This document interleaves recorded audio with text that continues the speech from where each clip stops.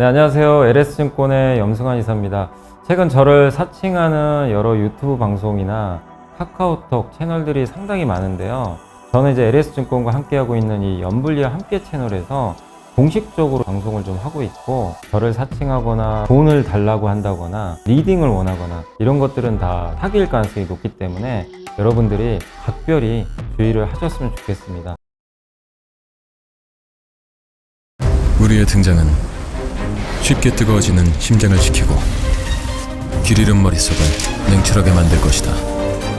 투자는 그렇게 차가워야 하니까. 성공 투자를 위한 리딩 솔루션 LS증권. 이곳의 사람들은 말한다.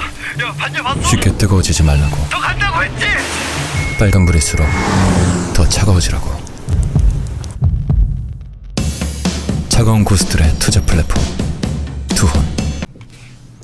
네, 안녕하세요. 염승환 이사입니다. 자, 2024년 11월 오늘 8일인데 여러분이 아마 이걸 보시는 시간은 2024년 11월 9일날 아마 보게 되실 것 같고, 이번 주는 사실 제가 바이오를 이번 주에 워낙 좀 일정이 좀 빠듯해가지고 제약바이오 원래 CDMO 좀 하려고 그랬는데 시간이 좀 부족해서 다음 주로 해야 될 것 같고, 그래서 좀 급하게 하나 좀 만든 게, 이제 어차피 선거 끝났으니까요. 뭐 트럼프 얘기들 다들 아시는 내용이에요. 근데 이제 한번 정리를 해드릴게요. 그리고 사실상 뭐 제가 여기서 기업을 얘기하면 좀 그렇고, 그 ETF들 요즘에 투자 많이 하시니까 이제 관련된 ETF. 근데 다만 이런 걸 반영을 많이 해서 또 주가 오른 것도 있으니까 제발 좀 당부드리고 싶은 거는, 만약에 이런 방향이 맞다면 투자를 하실 때 ETF 같은 거는 이렇게 좀 적립식으로 투자하시면 좋아요. 이렇게 막 한 번에 이제 지금 트럼프 됐으니까 그냥 진격 이러지 마시고, 어차피 트럼프 또 재임 기간 상당히 기니까요. 이제 4년이잖아요. 그래서 조금, 그리고 미국 증시는 너무 많이 오른 건 맞아요. 그러니까 미국은 각별히 지금 좀 저는 개인적으로 조심해야 된다.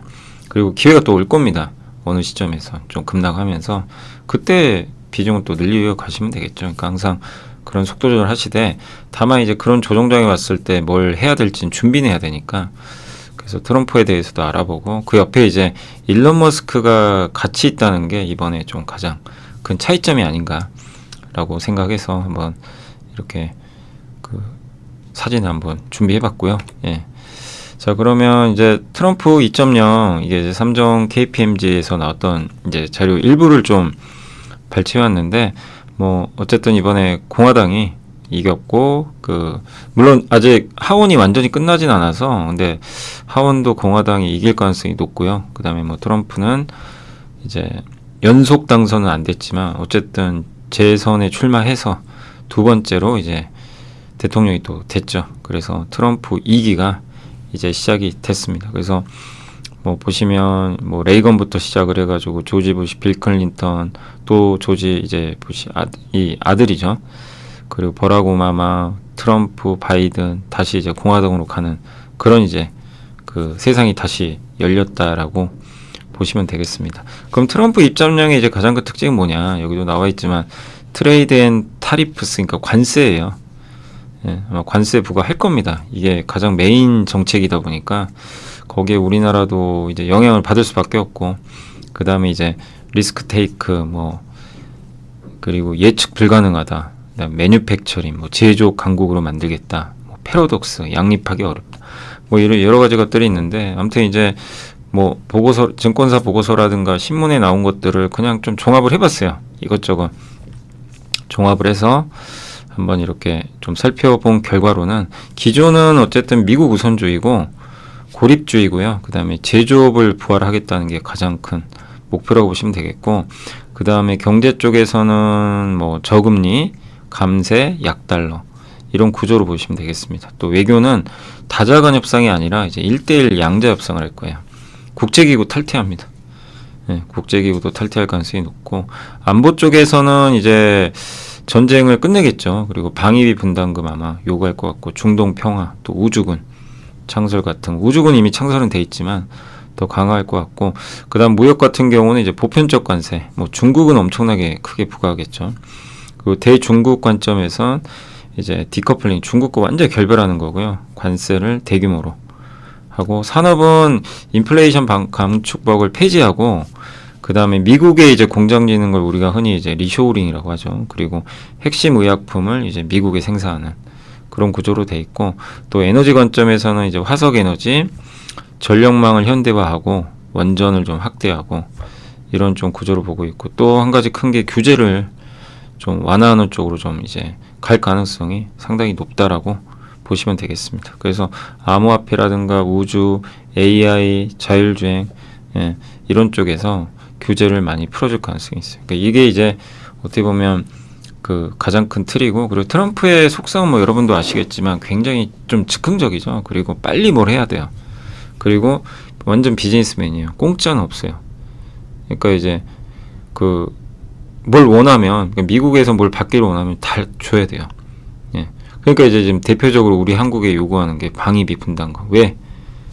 너네들은 이제 이거예요. 트럼프 생각은 너네들은 우리나라에, 미국에서 이렇게 무역흑자를 많이 내고 있는데 방위비, 우리가 지금 뭐 이렇게 그 방위비도 분담금도 너무 적은 거 아니냐, 이제 이런 주장이에요.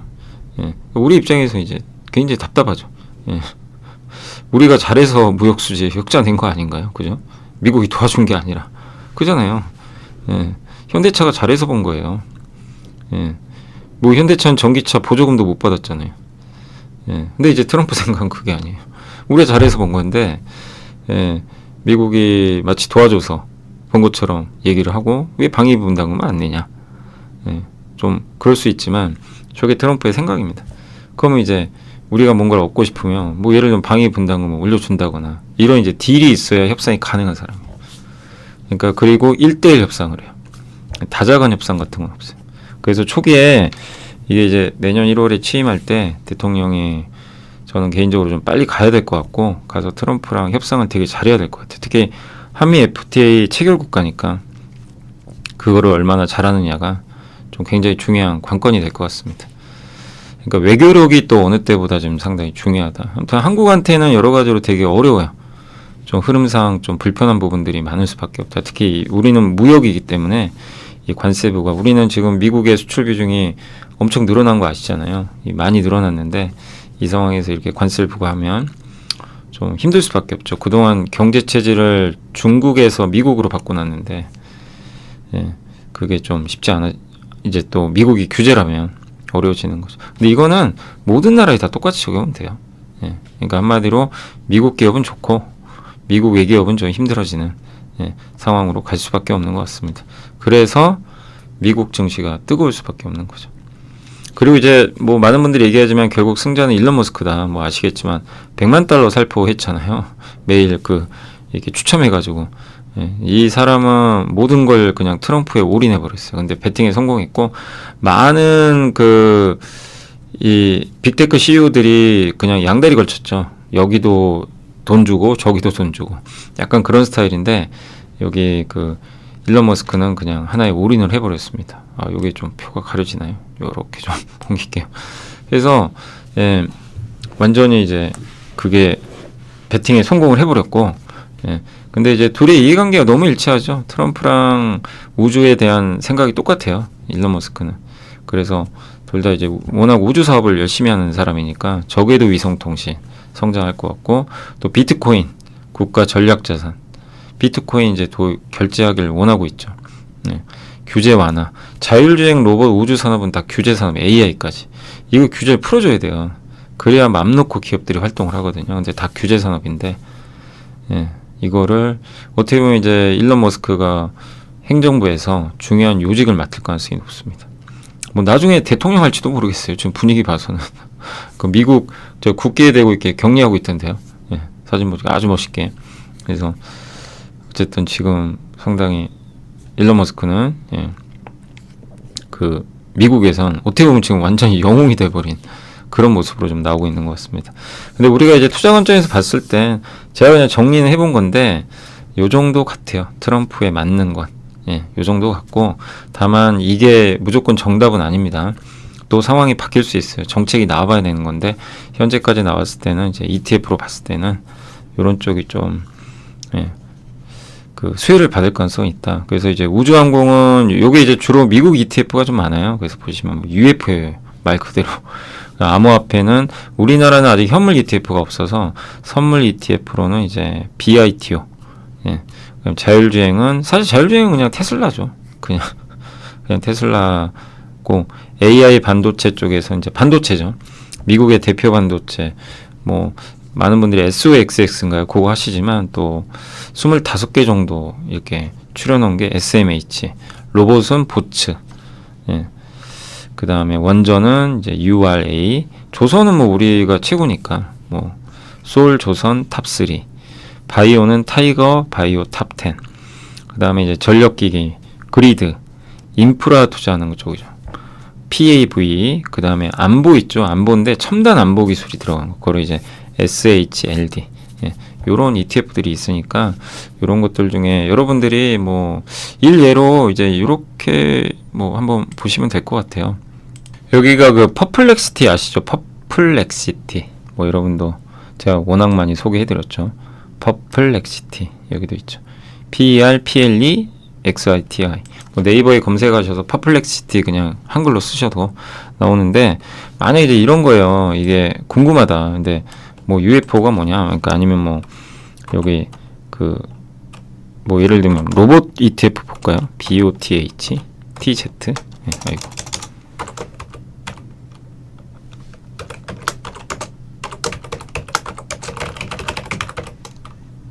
네. 네, 이렇게 이제 얘한테 물어보면 얘가 다 알려줘요. 옛날에는 이제 네이버 검색하면 일일이 이제 블로그 들어가서 찾아야 되거든요. 근데 여기 나와 있죠. BOTZ ETF는 뭐 이거의 약자로 산업용 로봇 포트폴리오 이렇게 구성되어 있다. 예. 근데 요거는 이게 최신인지는 잘 몰라요. 그건 한 번 더 검색을 해보세요. 근데 이런 기업들이 들어가 있다고 합니다. 예. 그래서 이제 대표적인 로봇 쪽에 예. 주로 일본 쪽이 많죠. 일본이 로봇도 강국이다 보니까. 예. 그러니까 이제 여기서 이렇게 퍼플렉시티로 검색을 하셔서 한번 찾아보시는 것도 되게 괜찮습니다.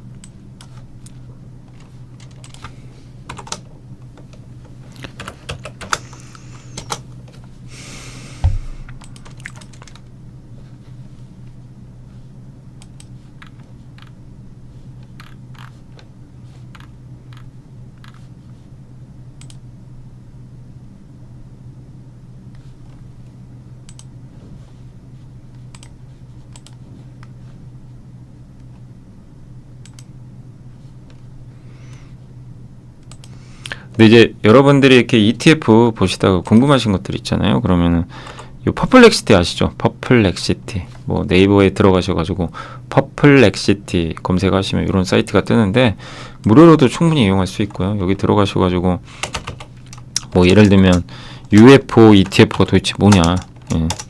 이렇게 물어보면 돼요. 그럼 얘가 이게 되게 편한 게 그냥 답을 딱 줘버리잖아요. 그 옆에 보면 이런 이제 UFO ETF 설명한 그런 뭐 영상도 옆에 딱 띄워주고 되게 잘 돼 있습니다. 그래서 여기 보면 그 2019년 4월 11일 날 출시된 ETF고 우주산업과 관련된 기업의 80%. 사실 우리보다 미국이나 이런 나라가 우주산업 훨씬 발달돼 있잖아요. 그래서 아직 뭐 스페이스X는 상장이 안 돼 있지만 나중에 상장도 되겠죠. 그래서 이게 최신 버전인지 모르겠어요. 근데 요거는 나중에 한번 그 미국 구글 들어가셔가지고 예, 관련된 기업들도 찾아보시면 되겠고, 근데 대략적인 건 이렇게 설명이 돼 있어요. 이렇게. 예. 여러분들이 그래서 요걸 딱 보시고 아 UFO ETF가 이렇게 돼 있구나. 예. 이런 것들도 한번 이제 검색해 보시면 또 우주 관련된 ETF 좀 찾아달라. 뭐 그럼 여기 찾으면 돼요. 그래서 지금은 여러분들이 이 퍼플렉시티만 잘 활용하셔도 진짜 무궁무진하게 정보를 많이 찾을 수 있습니다. 여기서 한번 그 보츠 한번 찾아볼까요? 보츠 BOTZ ETF 알려줘. 이렇게 이제 검색을 하시면 또 요거에 대해서도 이렇게 설명해 주는 거죠.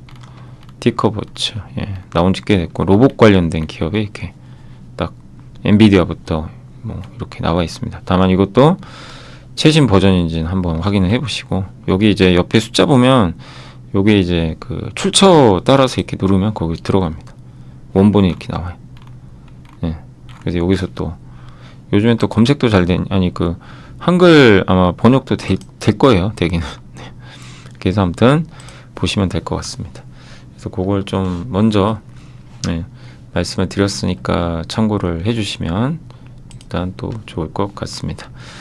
자, 그리고 이게 이제 주요 미국의 빅테크들의 자본 지출인데, 우리가 AI도 사실은 뭐 트럼프니 많이 뭐 누가 되든 간 상관없고요. 이게 이제 미국의 그 빅테크들의 자본 지출 전망이래요. 보시면 이게 25년, 26년, 25년, 26년, 25년, 26년 계속 늘어납니다. 그냥 끝없이 늘어나요. 저렇게 자본 지출이 언젠가 꺾입니다. 언젠가 꺾일 텐데 적어도 26년까지는 이 자본 지출이 계속 좀 이어진다라고 보시면 될 것 같아요. 그러니까 자본 지출은 앞으로도 꾸준히 증가하지만 그 증가 폭은 좀 둔화되겠죠. 성장률은. 그러나 어쨌든 올해부터 보이시죠? 올해부터 자본 지출이 팍 늘죠. 요게 지금 현재 가장 큰 특징이다 라고 보시면 되겠고, 그 다음에 국가 안보 차원에서도 AI가 정말 중요한 게, 이번에 이제 팔란티르가 실적 발표도 했었지만 백악관도 국가 안보를 위해서 AI를 활용해야 된다. 이거 돈이 문제가 아니에요. AI를 쓰는 거는 그냥 돈이 아니라 해야 되는 당면 과제인 거고, 팔란티르의 알렉스 카프 CEO도 이번 분기 성과는 가속화되는 AI 수요를 입증한다. 세계는 곧 AI 선도자와 뒤처진 자로 나눠질 거다. 이 회사가 너무 많이 올랐어요. 그래서 저는 지금은 뭐 이렇게 권유드리고 싶지는 않지만 요게 대표적인 AI 기업이에요. 그러니까 왜 이 말씀을 드리냐면, 이 회사가 AI로 돈 벌고 있어요. 이런 기업이 많아져야 돼요. 뭐냐면 저 적국의 선박 이동 감지하고, 옛날에 오사마 빈 라덴 추적할 때 빅데이터 분석해 줬어요. 그리고 요게 이제 그 이름이 이제 정확하게 제블린일 거예요. 이게 아마 이렇게 미군 건데, 이걸로 미사일 쏘죠. 쏴가지고 러시아군 로켓을 정확히 타겟팅을 하거든요. 여기 보시면 이제 정확하게 맞추죠. 근데 그 러시아군 탱크를 어떻게 알겠어요? 위치 파악을 해야 되죠. 그러니까 그런 것들을 팔란티르가 되게 정교하게 잘해준다고 합니다. 적국의 위치 파악. 그러니까 전쟁에서 AI가 얼마나 중요한 역할을 하는지가 그냥 명백하게 드러난 거죠. 그러니까 더 이런 부분들은 가속화될 거고, 실제 팔란티르가 그걸로 지금 돈을 벌고 있는 그런 상황으로 좀 가고 있는 것 같습니다. 그래서 AI는 어떻게 보면 좀 거품이라고 볼 수는 없는 거죠. 그리고 여기에 또 뭐가 들어가죠? 전력망. 요건 제가 예전에 이제 그 언제죠? 3프로 한번 나갔을 때 한번 보여드렸던 자료긴 한데, 여기 이제 중앙일보에서 나왔던 자료고요. 그 미국의 전력망이 되게 노후화돼 있대요. 이렇게 완전히 낙후돼 있어요. 60년대. 그래서 요새 괜히 변압기 회사들이 주가 올라가는 게 아니에요. 우리나라 막 변압기 회사도 올라가잖아요. 그게 이제 교체 들어가야 돼요. 저거 전력망, 저 전선 같은 거. 그러니까 미국의 전선도 깔아야죠. 그러니까 전선이라는 거면 통신 케이블도 있고 저런 전력선도 있고 여러 가지가 있겠지만, 지금 여기서 이제 전력선이죠. 그래서 그 지금 낙후돼 있고 등급도 C등급 이하래요. 이거 교체해야 되는 거죠. 데이터 센터에 전력 수요까지 붙어버리면 더 많이 필요하고, 요게 이제 데이터 센터 리츠 회사인데 요게 수주 받은 거 보세요. 데이터 센터 얼마나 지금 수주가 맞는지 우리가 명확하게 알 수 있고, 20년 만에 처음으로 전력 수요에 의미 있는 증가를 경험하고 있다. 그러니까 우리가, 제가 이제 이건 다 어떻게 보면 미국 자료들이잖아요. 근데 왜 이런 거 미국을 좀 공부하냐면, 미국을 공부해야 또 한국을 알 수가 있어요. 지금은. 거기서 파생되는 것들. 왜냐하면 우리나라 시장의 주도주는 다 미국이에요. 그죠? 미국에서 성과 나오는 기업들이 다 주도주입니다. 그런 생각 해보셨죠? 한국 내수주가 주도주인가요? 아니잖아요. 그래서 이거는 우리가 미국 주식을 투자할 수도 있지만, 그거랑 별개로 미국을 공부하는 이유 중에 하나인 거죠. 그리고 위성 인터넷. 이건 트럼프가 이제 아마 적극적으로 아마 일론 머스크를 도와줄 것 같아요. 근데 대만도 지금 위험하죠. 그래서 위성을 유텔셉 원앱, 저기가 이제 영국의 하나 시스템이 원앱에 투자했잖아요. 지분 투자. 저 회사 지분 갖고 있어요. 하나 시스템이. 근데 저기 이제 위성 인터넷 서비스를 아마 대만 정부에 제공하는 걸로 알려져 있고, 위성 첫 저궤도 통신 위성도 대만이, 왜냐면 대만도 이제 전쟁에 대비하려고 하겠죠. 시진핑이 일단은 뭐 대만 통일을 선언을 했기 때문에 뭐 나중에 어떻게 될지 모르는 거고요. 그 다음에 애플이 글로벌스타에 투자를 했습니다. 글로벌스타는 또 저궤도 위성통신 운영하는 회사인데, 이 회사를 갑자기 지분을 인수해 버렸어요. 그러니까 이미 일론 머스크는 스타링크를 갖고 있지만, 그래서 이런 그 산업들도 하나의 좀 트럼프 시대를 맞아서 굉장히 커질 수 있는 그런 산업이고, 이게 이제 전 세계에 떠 있는 적어도 위성 인터넷입니다. 엄청 많죠. 스타링크 5,800개.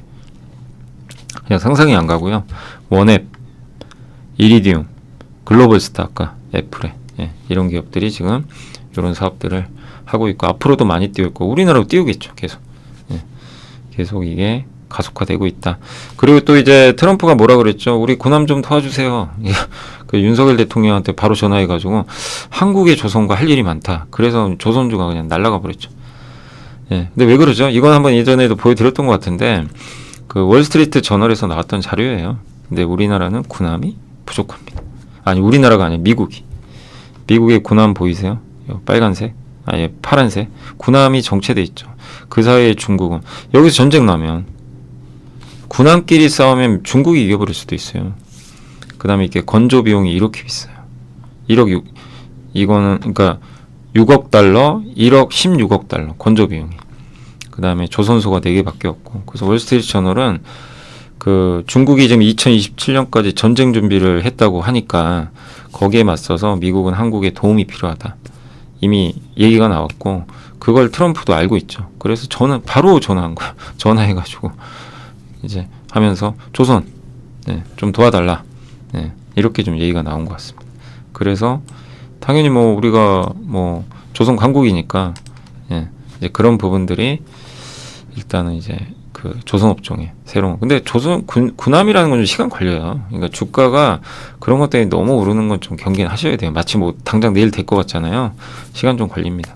근데 왜 하나그룹이 유독 급등했냐면, 하나 시스템과 하나 오션이 미국에 조선소 지금 인수하잖아요.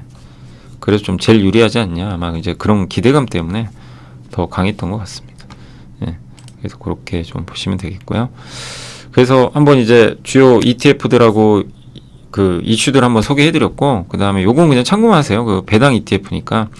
월배당 요즘에 많이들 물어보시니까, 그래서 그냥 설명한 김에 제가 오늘 좀 ETF 소개해드린 김에, 이 퇴직연금이나에서는 미국 ETF 직접 못 삽니다. 불가능해요. 그래서 미국의 고배당 ETF를 사고 싶은데, 그러면 한국에 상장되어 있는 ETF가 따로 있어요. 이렇게 타이거 솔 에이스. 미국의 배당 다우존스가 고배당 지수거든요. 그래서 그거를 이제 간접적으로 투자하는 거죠. 그래서 우리나라 ETF예요. 우리나라 ETF인데 이제 미국, 예, 그 미국에 이제 상장되어 있는 그 지수를 사는 거죠. 그리고 이제 국내에도 따로 월배당 ETF가 또 있어요. 플러스 고배당, 코덱스 은행 같은 경우는 매월 이렇게 분배금을 줍니다. 주가 수익률도 되게 많이 올랐죠. 은행이 많이 오르다 보니까. 그래서 이런 분배금들도 이렇게 있다는 거 또 염두에 두시면 좋을 것 같습니다. 그래서 이렇게 찾아보시면, 내가 뭐 진짜 지금은요 너무 종류가 많아서 그게 어려운 것 같아요. 투자 대상이 너무 많아요. 정말 많은 것 같아요.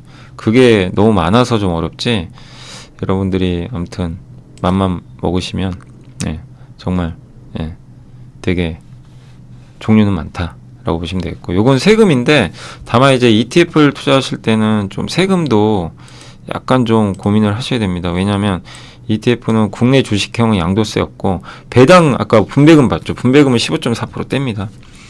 그리고 일반 증권 계좌부터 국내 주식형은 다 살 수 있어요. 근데 국내에 상장된 아까 해외 주식형 있죠. 요거는 미국이잖아요. 어쨌든. 그래서 배당 소득세를 떼요. 이제 내가 수익을 내도 15.4를 배당 소득세로 뗍니다. 그러면 내가 만약에 2천만 원 이상 벌었어요. 그러면 종합소득 과세로 들어갈 수도 있으니까 주의하셔야 돼요. 이 부분. 국내에 상장된 해외 주식형 ETF 아까 이런 거죠. 요걸 샀는데 내가 시세 차익으로 2천만 원 이상을 벌었어요. 그럼 종합소득에 포함돼서 세금이 50% 될 수도 있는 거죠. 거의. 왜냐하면 배당 소득세에 포함이 되니까. 우리나라는 일단 지금 배당 소득세는 분리과세를 안 해주잖아요. 그래서 조금 이제 그 부분이 좀 아쉽긴 하죠. 예. 근데 어쨌든, 예, 이 퇴직연금이나 이런 연금 쪽은 또 그런 것들을 이 세제 혜택을 해주니까, 한번 연금이나 그러니까 퇴직연금이나 개인연금 하시는 분들은 그런 이제 어떻게 보면 세제 혜택들이 좀 일부 들어가는 부분이 있으니까 참고하시면 되겠고, 한번 좀 확인을 해보세요. 예.